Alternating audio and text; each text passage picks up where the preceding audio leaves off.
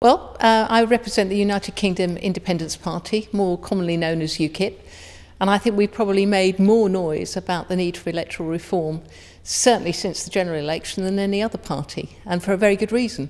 4.4 million votes translated into one MP, as everybody well knows, and that effectively disenfranchised a huge proportion of the voting public and really brought home the fact that there's an issue about when you vote, what you actually get as an outcome.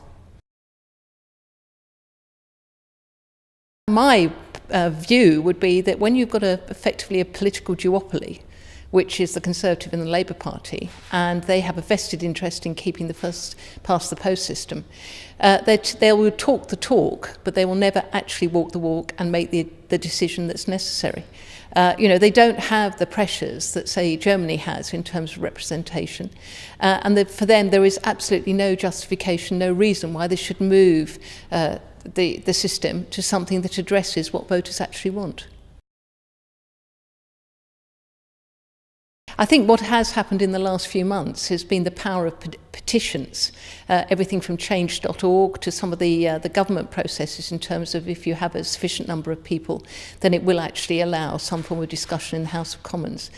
What I'd like to see out of today, for instance, is a galvanising via that mechanism to really actually bring home to people that they've got the opportunity to make their voice heard. Because clearly those that have been writing and lobbying their MPs, they've got nowhere. So it looks now as though it's got to be a case of social media coupled with a petition might actually address the issue and bring it to the attention of the powers that be. Well, they can, of course, recourse to writing to their MP, but I think so many of them are disillusioned, because this isn't just a House of Commons problem, this is a local authority problem as well. Now, I was a borough councillor, and I went through an election process where there were 57 councillors, for instance, that were going to be elected. 56 were voted in by one party, and yet the party in question only had 55% of the vote. Now, that meant 45% of the population had voted otherwise, and yet they didn't have or see any representation at their local authority level. So I think from that point of view, it's a case of resorting to social media to make sure more people are aware that it is now being taken up by an organisation such as yourself. That's a good starter.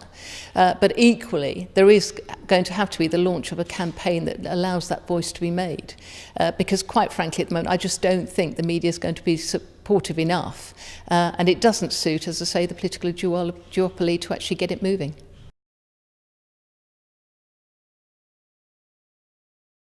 I'm delighted to see that there is cross-party support. I think the issue, though, is, will these individuals, will they just come here, be part of this, or will they actually report back and see if they'll actually achieve something? Because I think you have to put into context, the whips in terms of the major political parties, they're very much of the view, let's keep the status quo, otherwise they wouldn't be in the positions they're in. So we'll see what happens.